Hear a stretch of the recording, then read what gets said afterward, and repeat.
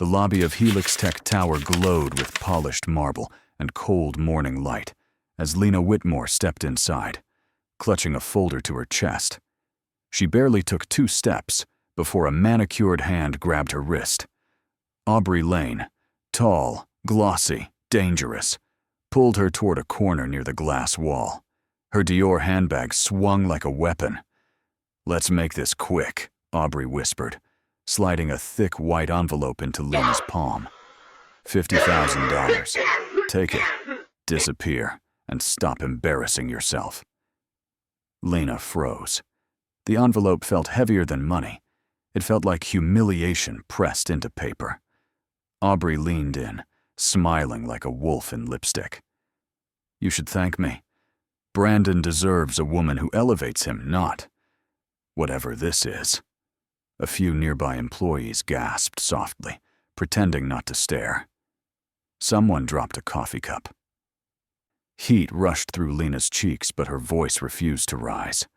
"I'm his wife," she whispered. "Not for long," Aubrey replied. "Sign the divorce papers, walk away, and I won't leak the little financial incompetence rumor I've prepared about you." Lena's stomach twisted. She couldn't lose her job, not with her mother's medical bills piling up. Then a new voice cut through the air, calm, deep, unmistakably authoritative. "I suggest you put that envelope away," the man said. Aubrey stiffened. Slowly, both women turned. Seated on the leather sofa, a man in a charcoal suit looked up from his tablet. He had sharp eyes, a Mont Blanc pen clipped to his pocket, and the kind of presence that made even executives stand straighter. Cole Mercer, COO of Mercer Capital, one of the most influential men in Silicon Valley, and he had heard everything. Aubrey's confidence flickered. Lena's breath caught. Cole rose to his feet. "What you're doing," he said evenly, "isn't just unethical, it's stupid." And in that moment, Lena realized her life was about to change, whether she wanted it to or not. The ride home felt colder than the San Francisco fog rolling over the bay. Lena sat silently in the passenger seat of Brandon's Mercedes as he drove, tapping angrily on his iPhone as if her presence inconvenienced him. Not a single question. Not a glance. Not even a, "How was your day?" When they finally pulled into the parking garage of their apartment building in Pacific Heights, he slammed the door hard enough to make her flinch. Inside the elevator, he finally spoke. "So," Brandon said, keeping his eyes on his screen, "I heard you caused a scene today." Lena blinked. "A scene? Brandon? Your mistress humiliated me in front of your co-workers. She gave me money. Money to disappear." He shrugged. "You shouldn't have engaged. Aubrey can be dramatic. You know how young women are." The words hit her like ice water. Young women. He didn't even bother to hide it anymore. When the elevator doors opened, Brandon walked out first, not waiting. Their luxury apartment, glass walls, high ceilings, a view of the Bay Bridge, felt more like a museum than a home. Cold, echoing, designed to impress, never to comfort. Lena set her bag down, her fingers trembling. "You don't care that she threatened me?" Brandon tossed his keys on the marble counter and loosened his tie. "Lena, you always overreact. If you didn't make everything so emotional, Aubrey wouldn't feel threatened." She stared at him, stunned. "Threatened? She's trying to replace me." "Brandon." He looked up, finally meeting her eyes, but only with irritation. "Maybe because you're slipping. You're not the woman I married. You've become needy." Her chest tightened, hard. "So this is my fault?" He smirked. "You said it, not me." That was the moment Lena realized this wasn't a marriage. It was a cage, dressed up as a partnership. Later that night, she sat alone on the edge of the bed, while Brandon showered, humming the song Aubrey once posted on her Instagram story with a caption, "Someone special requested this." Lena felt something crack, not loudly, but deeply. quietly, permanently.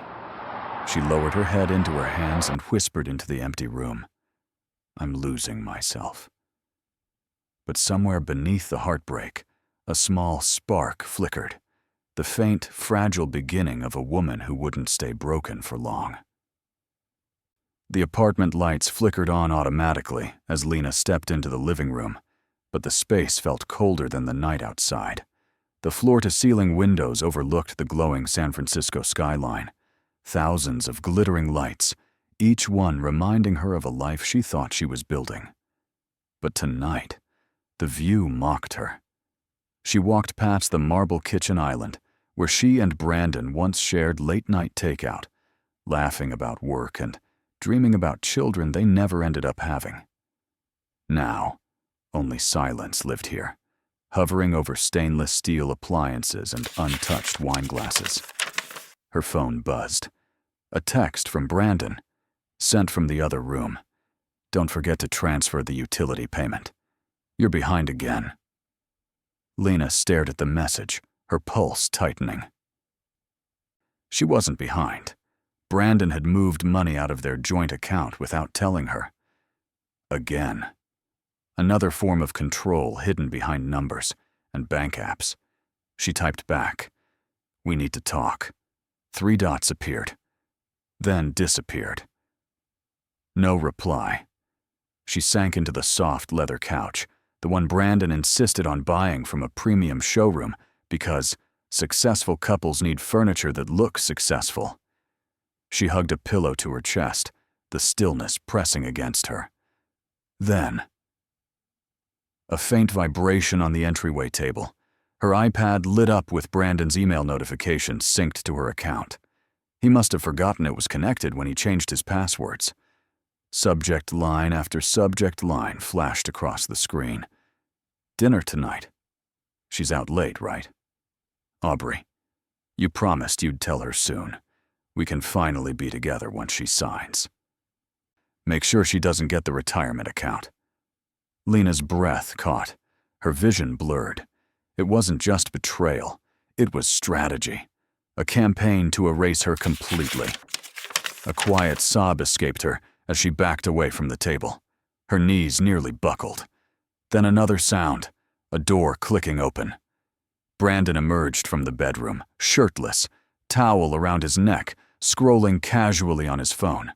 He looked up, saw her trembling, saw the iPad glowing, and his expression didn't turn guilty or apologetic. It turned cold, calculated. Lena, he said, stepping forward slowly, put that down. You're overstepping. Overstepping into her own life, her own marriage. For the first time, something inside her shifted, not fully awake yet, but rising. Brandon didn't rush toward Lena. He didn't snatch the iPad from her hands. He simply walked forward with the calmness of a man who believed, without a shred of doubt, that he still controlled the entire narrative. Give it to me, he repeated, slower this time, as if speaking to a child. Lena shook her head, backing up until her spine pressed against the cold glass window overlooking the bay. Her voice trembled. How long has this been going on? Brandon sighed, rubbing his forehead. God, Lena, you're being dramatic again. You take everything so personally. Her breath hitched. Again. Dramatic, his favorite word, sharp enough to cut, soft enough to sound reasonable. But these emails, Brandon, she's planning a future with you. She gets carried away, he shrugged. Aubrey is young, emotional. I can't control how she interprets things.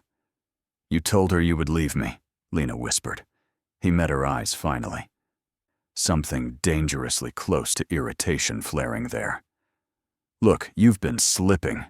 You've been distant. What did you expect would happen? Her stomach twisted. I've been working 2 jobs to help pay for my mother's medical bills, she said softly. You know that. Brandon laughed, short, cold. Yes, and I've been carrying this marriage emotionally. We all have our burdens, Lena. Emotionally. as if cruelty counted as emotional labor. He stepped closer, lowering his voice. "You need to stop snooping. Drop this. Don't embarrass yourself. I'm your wife," she whispered. "For now." The words hit her like a physical blow. Brandon continued, pacing. "Honestly, it might be better for both of us if you went back to your mother's for a while. You're unstable lately. Aubrey thinks you hate her. That's unhealthy." Lena stared at him, disbelieving. "Aubrey thinks, Brandon, she offered me money to leave you." He waved a dismissive hand. "She probably meant it kindly. You twist everything." Something inside Lena finally, quietly snapped. "I'm done letting you define reality," she said, her voice unexpectedly steady. Brandon froze, mid-step. For the first time, he saw something in her eyes. Not fear, not confusion, but a spark. Small, growing, dangerous, and he didn't like it. Not one bit. Lena didn't sleep that night. She lay awake on the far edge of the bed while Brandon snored beside her, peaceful, unbothered, as if he hadn't just rewritten their entire marriage into a narrative where she was the problem. At 3:17 a.m., she slipped out of bed and walked into the kitchen. The city lights glittered across the bay like distant promises she no longer believed in. She wrapped her arms around herself, fighting the tremor in her hands. Her phone buzzed. A notification from the bank. Joint account transfer, 1,200. Another from Brandon's personal account. Deposit, $200. Her throat tightened. He had moved money again. Money meant for her mother's medication. Before she could even process the betrayal, another notification appeared. This time, an email. From Aubrey Lane. Subject, friendly reminder. Lena opened it with shaking hands. "Brandon said you're struggling again. I can help you if you stop making things complicated. The offer still stands. Some women just aren't built for long-term partnerships with successful men." The audacity punched the air from her lungs. Aubrey's words felt surgical, each one designed to carve out another piece of her worth. Lena's vision blurred. She sat at the table, trying to steady her breathing. Then she heard footsteps. Brandon appeared in the doorway, hair messy, voice groggy. "Why are you up?" She held up her phone. "You moved the money again. My mom needs her medication tomorrow." He yawned. "Lena, your mom has survived worse. She'll be fine. Stop panicking." Her jaw dropped. "Stop. Brandon, she's sick. Why would you—" He cut her off with a raised hand. "I needed to cover a dinner with potential investors. You think success pays for itself?" "I think your mother-in-law's health should matter more than impressing strangers," she whispered. Brandon rolled his eyes. "You're unbelievably selfish sometimes." Selfish.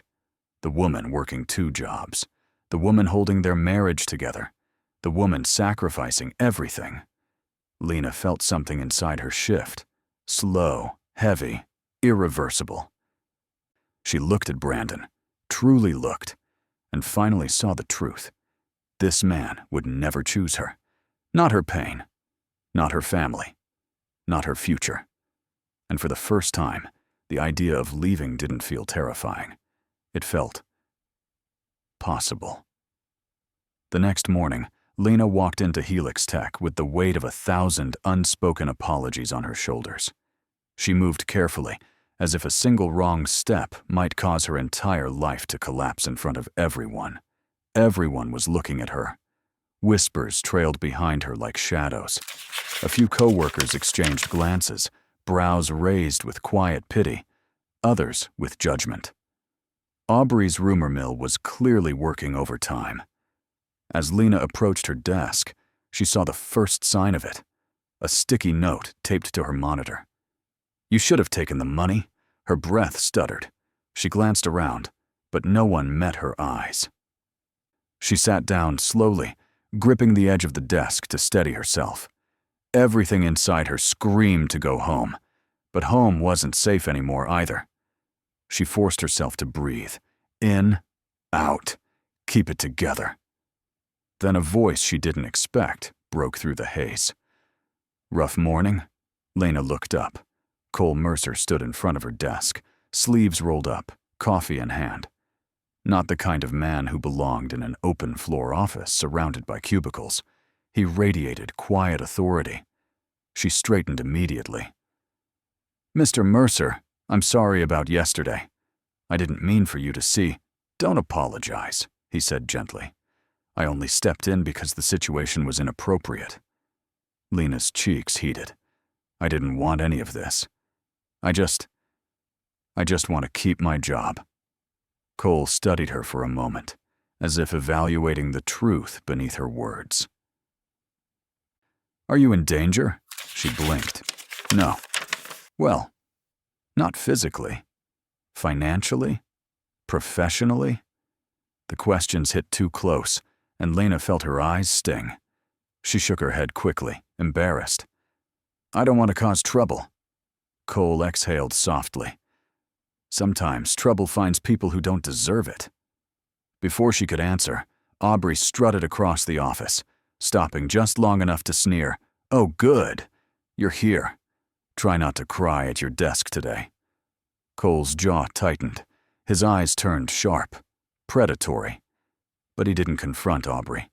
Not yet. Instead, he turned back to Lena. "Meet me in conference room 7A at lunch," he said quietly. "There's something you need to know." And for the first time in weeks, Lena felt a flicker of something unfamiliar. Not hope, but the possibility of rescue. Lena spent the rest of the morning moving through the office like a ghost. Every whisper felt like a blade. Every glance felt like confirmation that Aubrey's poison had already seeped into the walls. When noon finally came, she slipped quietly into conference room 7A. The blinds were half drawn, letting in slivers of California sunlight that cut across the polished table. Lena sat at the far end, her hands clasped tightly in her lap. The door opened. Cole entered, not with the arrogance of a powerful man, but with the calm focus of someone who had already made a difficult decision. He placed a folder on the table. "Before you panic," he said, "I'm not here in any official capacity. This is personal." Lena's heart thudded. "Personal?" Cole nodded slowly. "I heard more than you think yesterday. Not just the envelope, but the way Aubrey spoke to you, the way she spoke about you." Lena swallowed hard. "She wants me gone." "I know." He slid the folder toward her. Inside were printed HR reports, screenshots, and a copy of an internal complaint. "Aubrey filed this," Cole said. "At 8:14 this morning. She claims you're emotionally unstable, disrupting the workplace, and harassing her." Lena's blood ran cold. "She what?" "She's positioning herself as the victim," he continued. "If this escalates, she plans to argue that you should be terminated on grounds of misconduct." A tremor ran through Lena's body. Losing her job meant losing health insurance, losing stability, losing the only safety net she had left. "But I've done nothing wrong," Lena whispered. Cole leaned forward, voice steady. "That doesn't matter to people who want power. Aubrey is playing a game. Brandon is backing her, and you are the easiest piece to remove." Her breath hitched painfully. "So what do I do?" "You prepare," Cole said. "You protect yourself, and you stop assuming they'll play fair." Lena looked down at the folder, the evidence of a war she never started, but was already losing.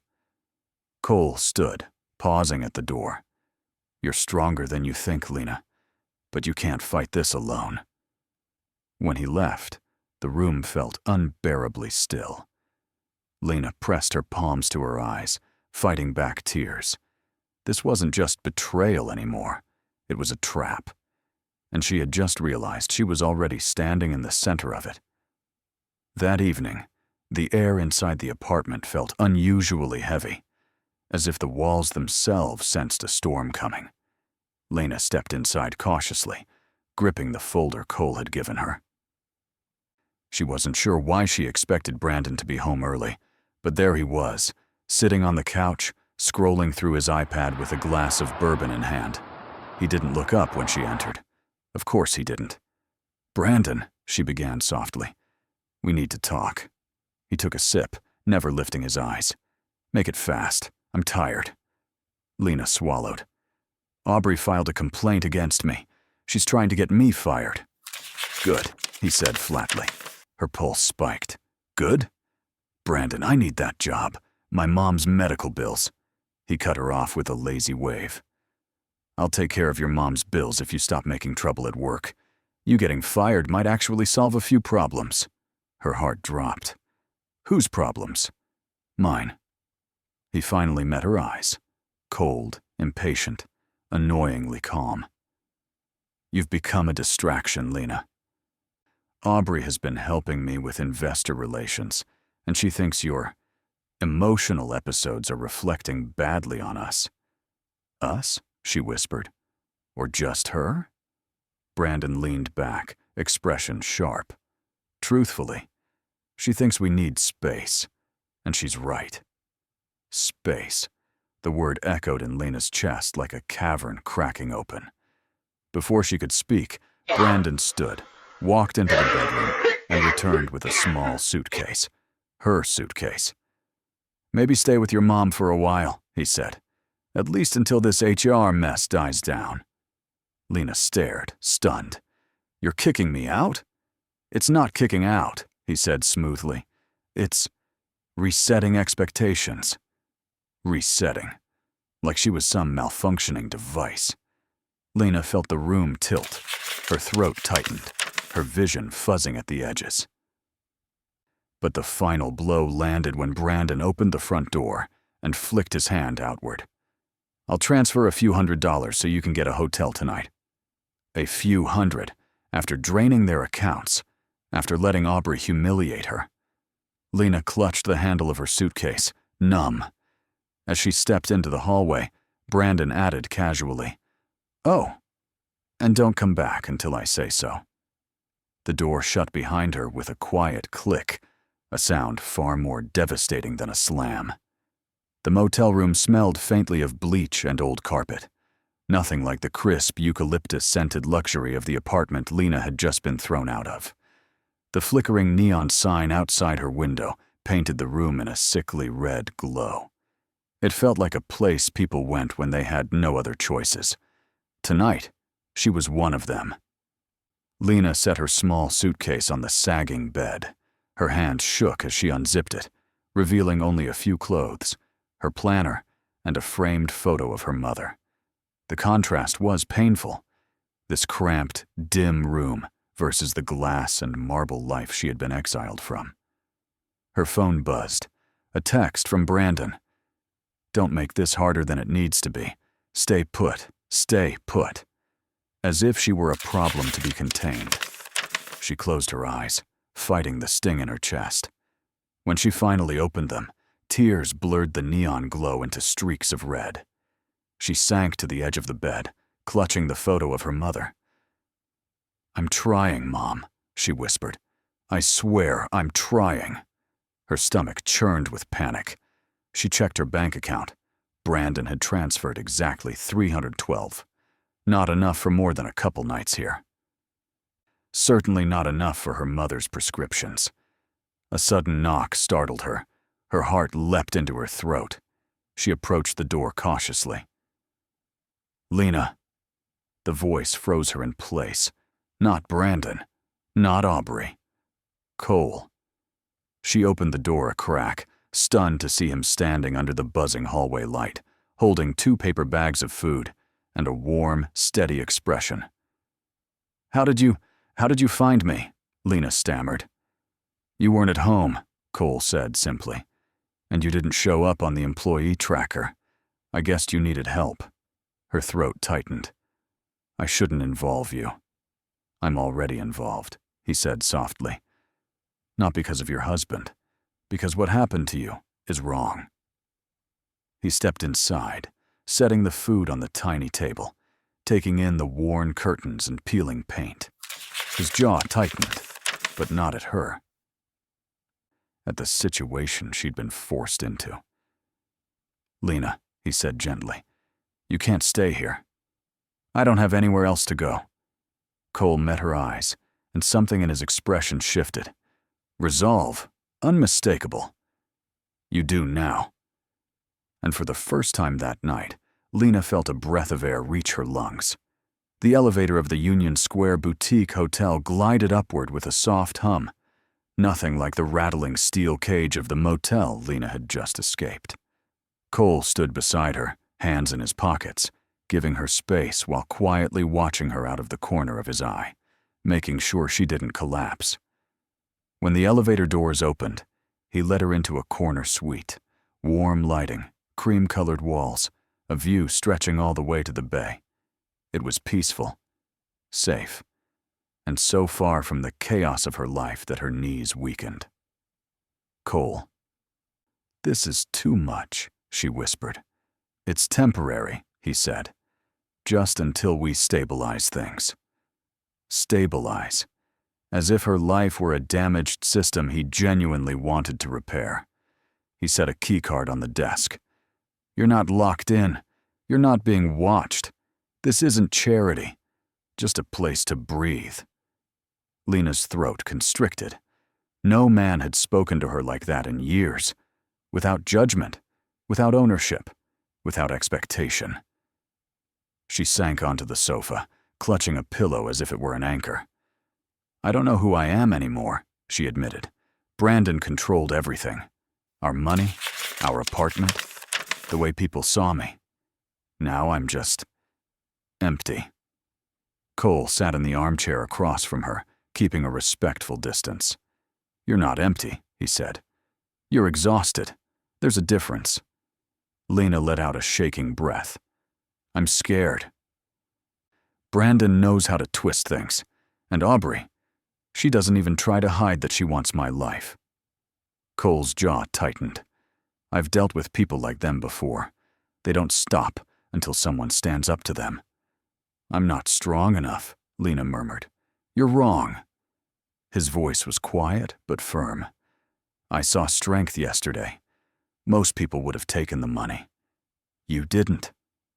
Silence filled the room. Heavy, vulnerable. Then Cole reached into his jacket and pulled out a flash drive.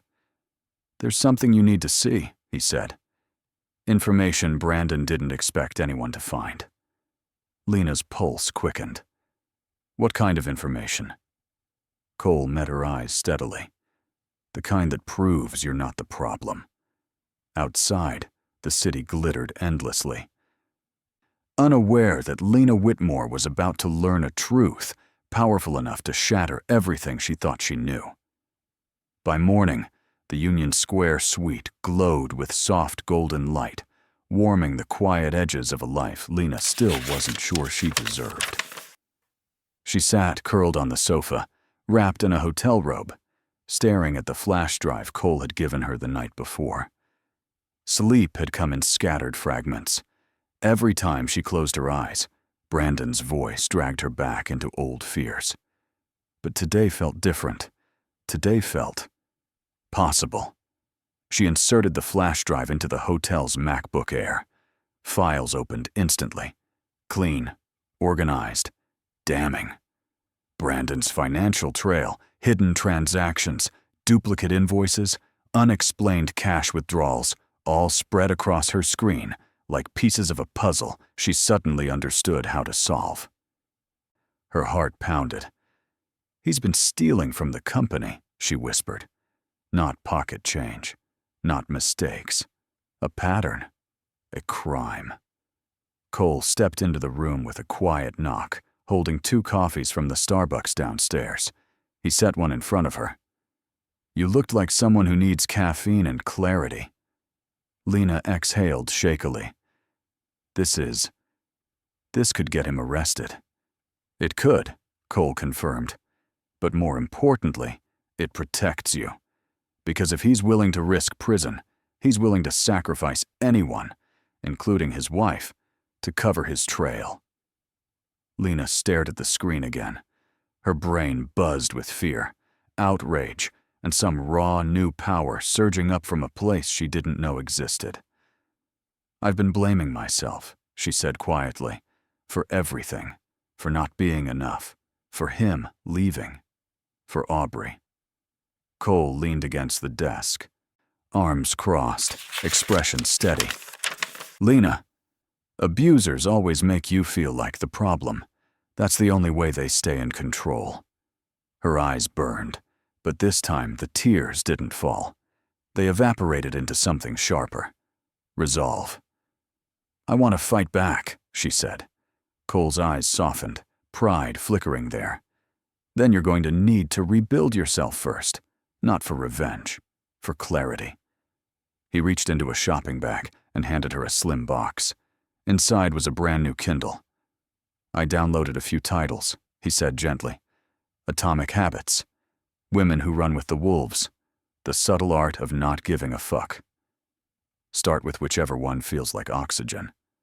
Lena held the Kindle to her chest. No man had ever given her something to strengthen her, only to weaken her.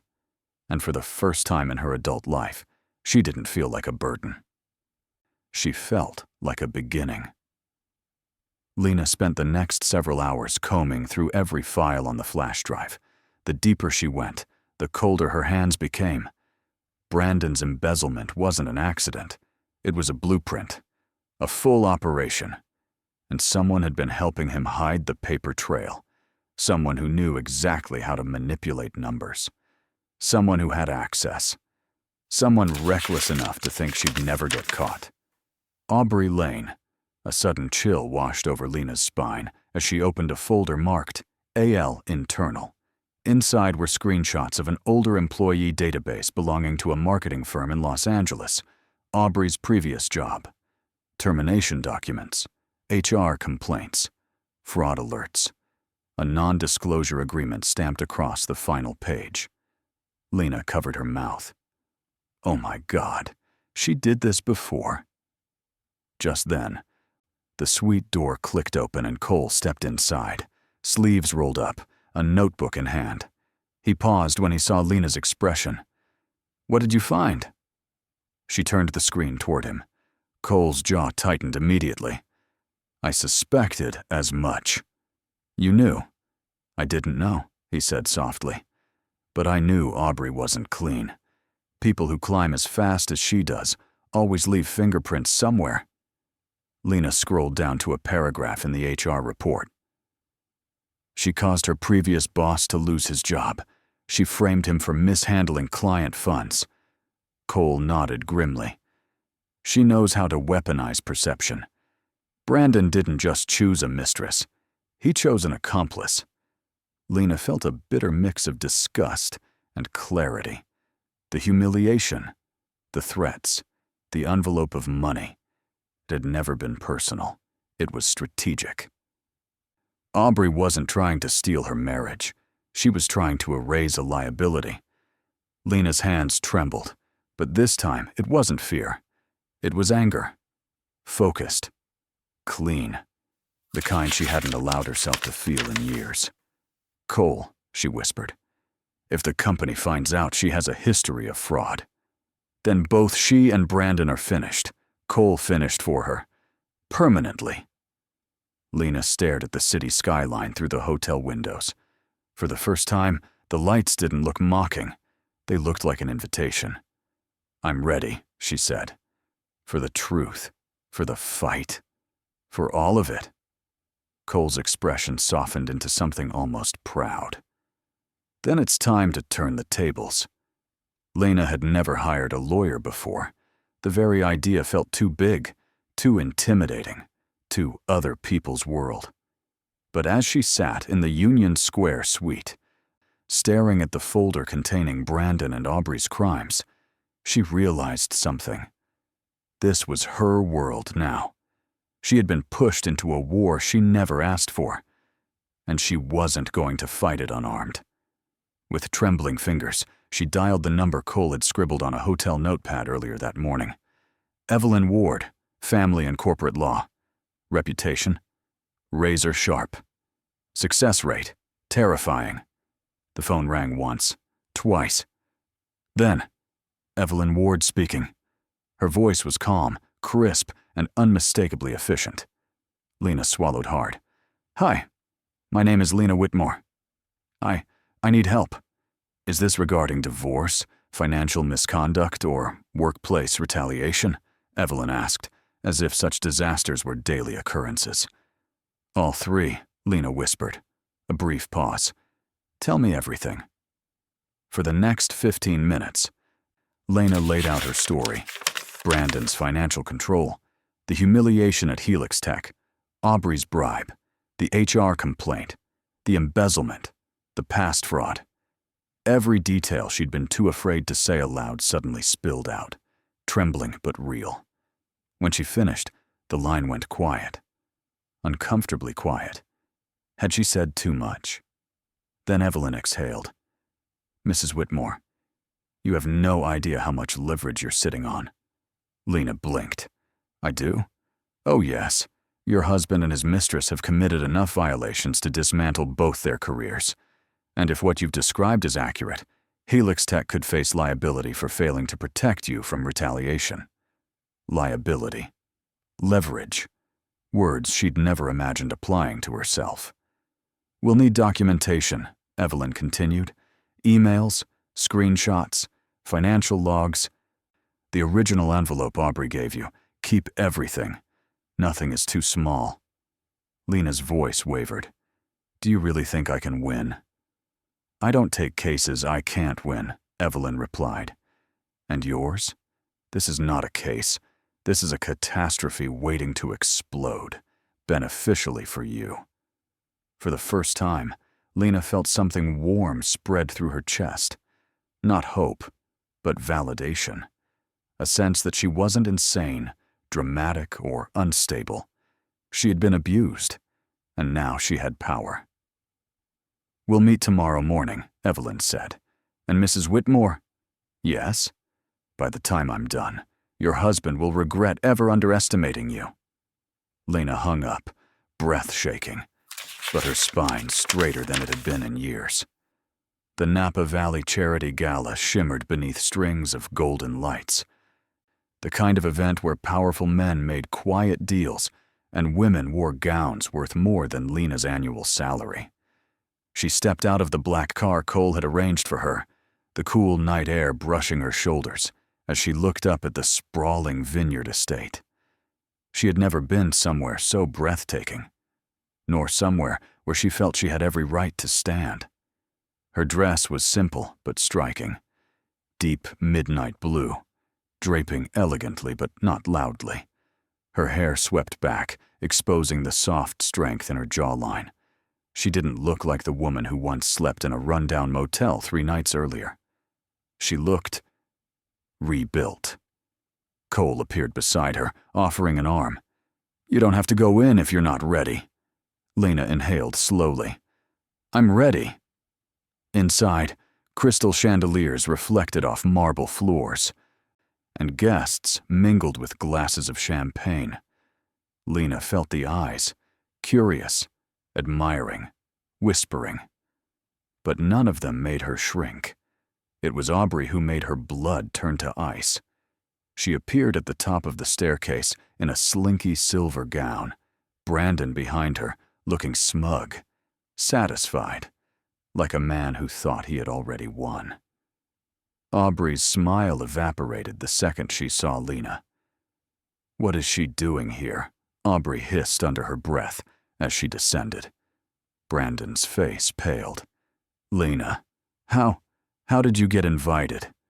A miracle, she said calmly, taking a sip of champagne. Cole stepped forward, placing a hand lightly on Lena's back. She's with me. A ripple of interest swept through nearby guests. Aubrey's nostrils flared. You shouldn't be here, Aubrey snapped. This isn't your world. Lena tilted her head. Funny. You said the same thing about my marriage. Aubrey's jaw clenched, but Lena wasn't finished. She leaned in, voice low and razor sharp. By the way, that HR complaint you filed, it didn't land the way you hoped, Aubrey blinked. What? Helix Tech is conducting a full investigation, Lena continued softly. Into you. Your history. Your finances. Aubrey's face drained of color. She looked toward Brandon, panic flickering. You said she had nothing. Brandon's confidence wavered for the first time. What did you do, Lena? She smiled. Small, sharp, unstoppable. Tell the truth? I stopped being afraid of you. The ballroom orchestra eased into a soft jazz set as guests drifted toward the center of the floor. Conversation swelled, glasses clinked, and the warm glow of chandeliers shimmered across sequined gowns. But in the middle of all that glitter, a storm gathered. Silent, electric, undeniable. Lena could feel Aubrey's rage pulsing behind her like heat. Brandon, too, hovered nearby, pretending composure, while panic gnawed at the edges of his confident mask. Lena, we need to talk, Brandon said, grabbing her arm. She pulled away, voice ice cold. Don't touch me. A few guests glanced over. Whispers started forming. Aubrey stepped in, plastering on a bright, brittle smile. Everyone, please excuse my husband. He's having a stressful week. Husband. The word cracked through the air like lightning. Even Brandon winced. Cole folded his arms, amusement flickering in his eyes. Interesting title choice, Ms. Lane. More guests turned. A small circle formed around them, polite but predatory. The way wealthy people gather when they sense a scandal unfolding. Aubrey's voice sharpened. I didn't mean. But Lena cut her off. Oh no, please continue. I'd love for everyone to hear what you meant. A tense silence. Lena took a step forward, her voice calm but carrying effortlessly across the marble floor. Aubrey Lane offered me $50,000 to leave my husband, right in the lobby of Helix Tech Tower, in front of employees. Gasps rippled outward. Someone nearly dropped their champagne flute. Aubrey's face twisted. She's lying. You all know how unstable she is. Cole lifted a hand. Actually, I was standing 10 feet away. I saw the entire exchange. All eyes snapped to him. A COO, a man whose word carried weight. Aubrey's breath hitched. Brandon turned pale. But Lena wasn't finished. She reached into her clutch, pulling out the envelope Aubrey had given her. Still sealed. Still heavy. She held it up between 2 fingers. Aubrey, darling, I believe this belongs to you. The crowd murmured, half shocked, half thrilled. Aubrey lunged forward, hissing, Give me that! But Lena stepped back, her smile sharp as glass. Careful. You wouldn't want to make a scene at such a respectable event.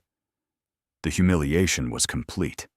Aubrey froze, trembling with fury, trapped beneath 100 staring eyes. And for the first time, Lena stood taller than both of them. The ballroom seemed to freeze, music dimming, servers pausing mid-step, guests leaning in as if the air itself demanded silence.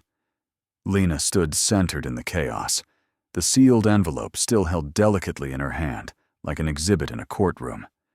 Aubrey's breath came fast and uneven. Brandon's jaw clenched, his composure cracking like thin glass. Cole stepped forward, not aggressively, not theatrically, but with the measured authority of a man who had walked into countless boardrooms prepared to dismantle empires. I think it's time everyone hears the full truth, Brandon barked. Cole, don't get involved. But Cole cut him off with a quiet, lethal tone. I've been involved since your mistress tried to bribe your wife in a public lobby. Gasps. A champagne flute shattered somewhere behind them. Aubrey spun toward Brandon, eyes wide. You told me no one would believe her. You said we could control this. Shut up, Brandon hissed, gripping her arm. But she yanked away, panic rising. No, you shut up! You promised I'd be protected. You said Helix Tech wouldn't investigate me if... Lena's voice sliced through the tension. If what, Aubrey? Aubrey's mouth opened, then snapped shut. Too late. Cole turned to the watching crowd.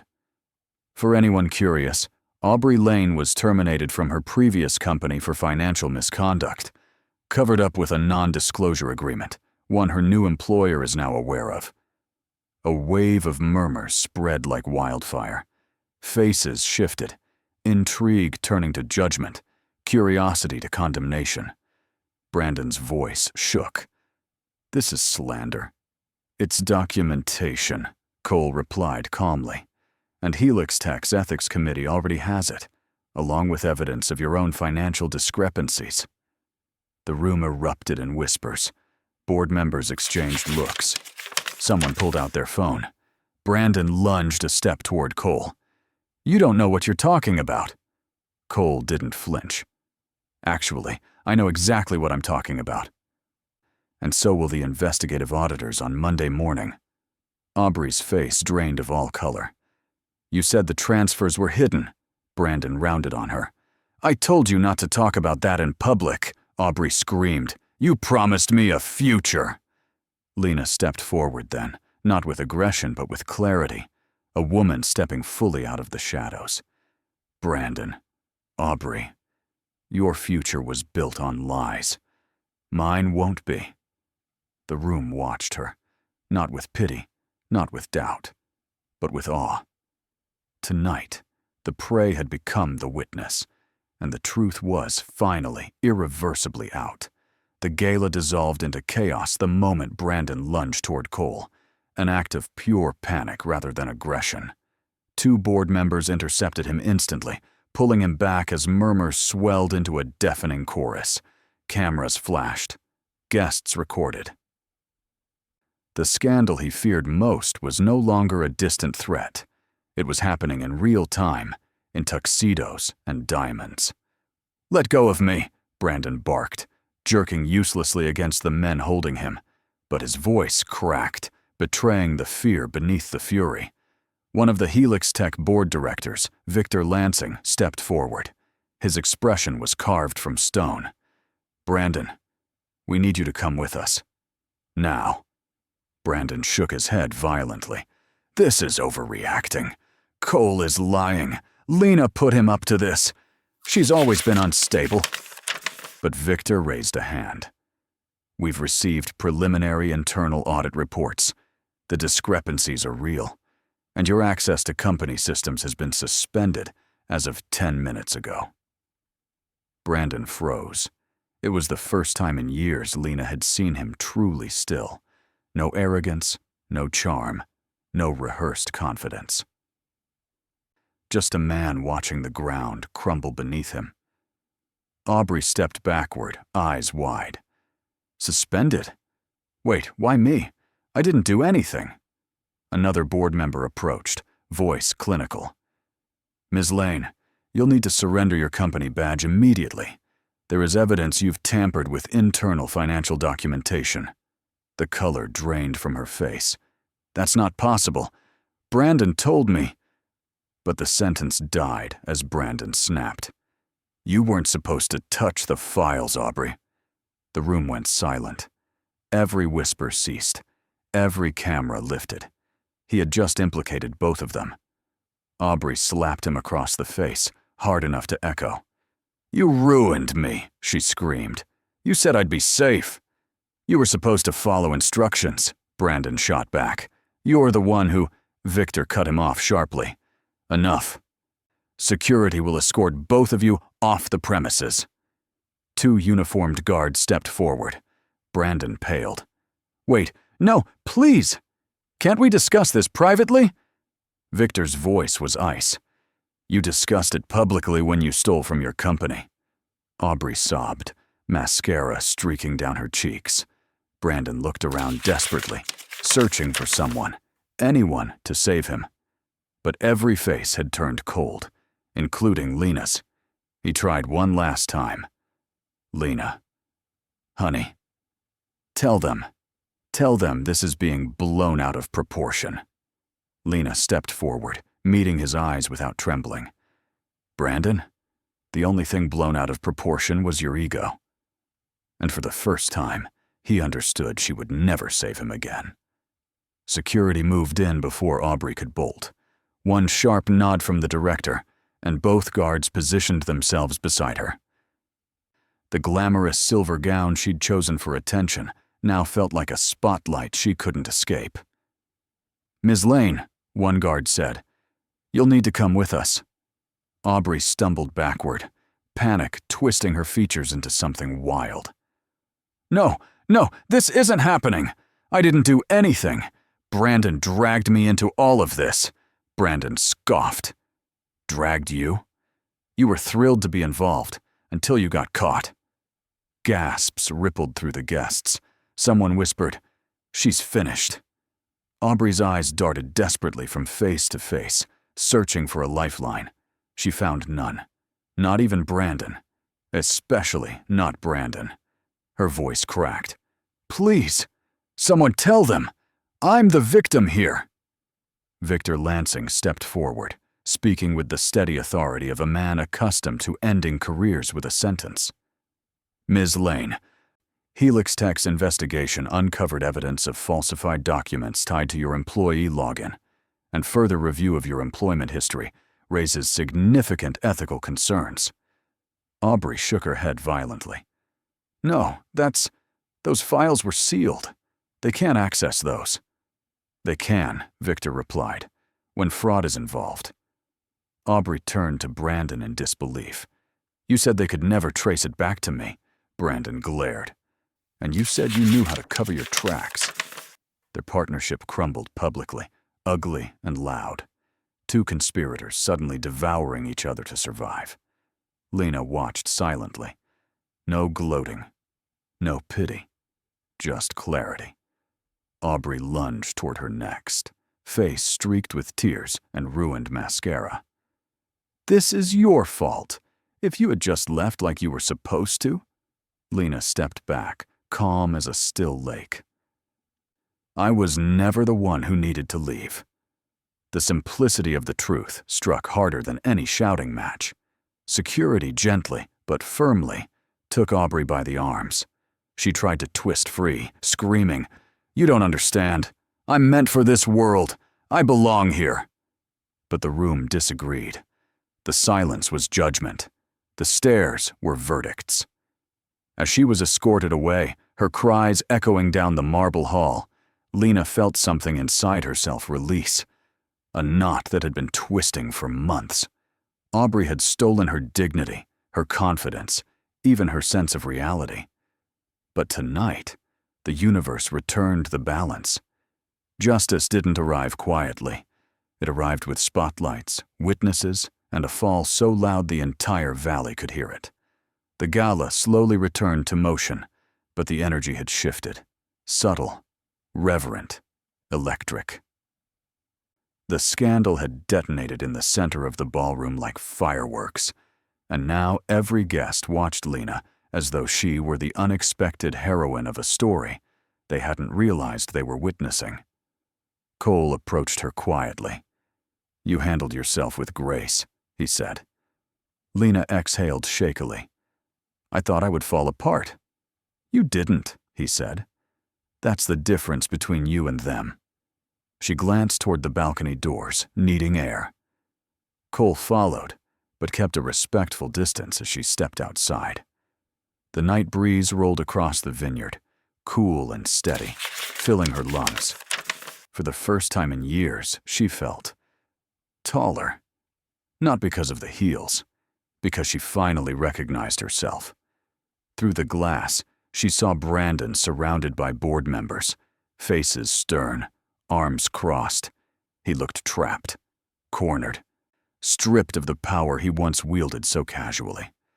Once, she would have rushed to him, comforted him, believed him, hoped for his remorse. Tonight, she watched without flinching. A soft voice cut through her thoughts. "Lena?" She turned to see Victor Lansing standing in the doorway. "I wanted to thank you," he said. "Your courage exposed issues we've been trying to uncover for months." Lena blinked. I exposed them by accident. Maybe, Victor replied, but you followed through when it mattered. That's what counts. Cole stepped beside them. She's also smarter than she realizes. Lena flushed, shaking her head. I'm just trying to survive. You're doing far more than that, Cole said. You're rebuilding. Victor nodded once before returning inside, leaving Lena and Cole alone under the fairy lights strung across the balcony. After a moment of silence, Cole spoke again, so gently it startled her. Lena, when this is over, when the dust settles, what do you want? No one had asked her that in years. Brandon only ever asked what he needed. Aubrey asked what she would give up. Her mother asked what she could endure. But what did she want?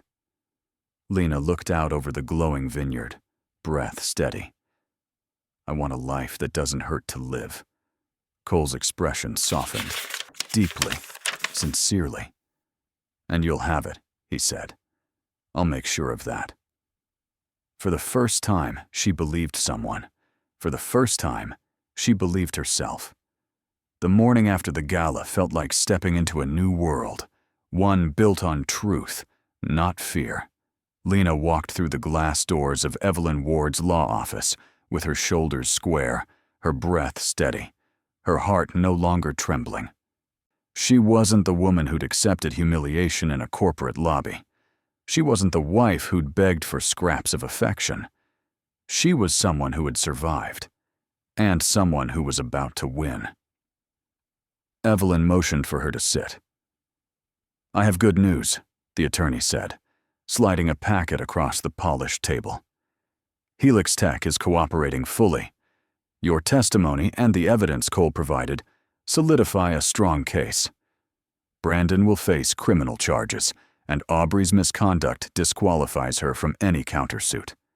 Lena exhaled slowly. What about the divorce?